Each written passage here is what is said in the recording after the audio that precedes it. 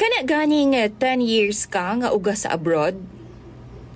Tapos ni uli ra ka para sa kargadang dili na mo gana. Itago na lang ko ninyo sa pangalang Irene. 38 years old na ko, single mom, usa ka OFW DJ Sam, apan na 3 months na kong nakabakasyon dinhi sa Pilipinas karon. Ang tinuod DJ Sam, niuli ko dinhi sa Pilipinas dili lang tungod sa ako ang anak ug sa akong pamilya, kundi para na siya ba sa akong boyfriend nga si Loloy. Si Loloy DJ Sam, 42 anyos na siya. Pure nga ulitaw, ug naila-ila na ko siya pinaagi sa social media. Ganahan kayo ko niya, ug nahumaling jud ko. Kay lagi, hitsuraan jud pod si Loloy.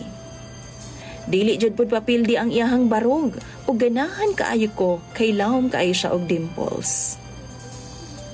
2022 mi nagkaila ni Loloy, ug daghan na kaayo mig plano sa kinabuhi. Ug simala pa niya, andam daw siyang magpaabot sa akoa. Bisan pa man, ug sige na lang kog extend sa akong kontrata.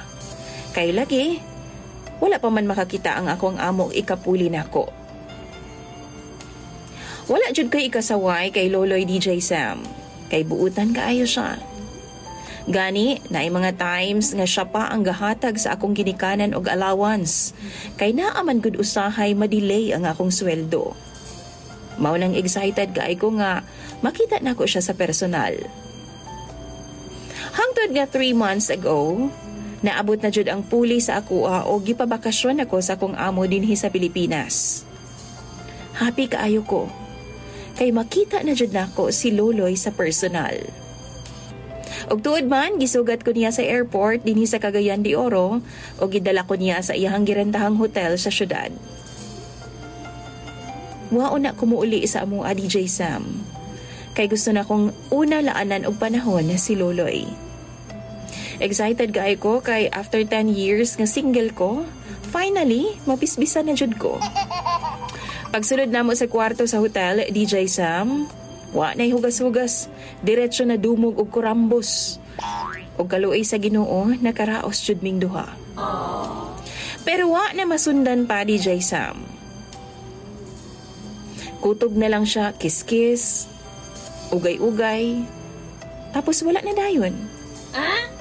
Naligo pa gani ko after ato DJ Sam, kay nag-expect pa ko og more rounds pa.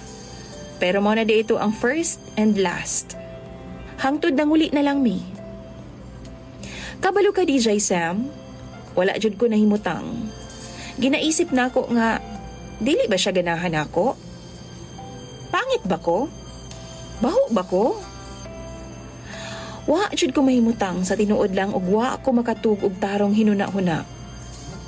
Maudong after 1 week, gi-invite na ko siya nga mag-hotel na pud mi.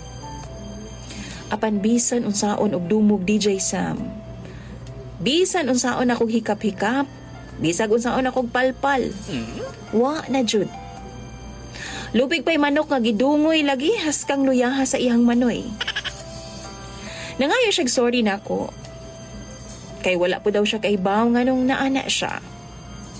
Nagsugo daw siya nga ni ana sa edad nga 30. Mao po daw na ang rason nga nung wa pa daw siya naminyo hangtod karon, kay gibiyaan ra daw siya sa ubang babae kay lagi talagsa raman daw mutukar ang iyahang gana.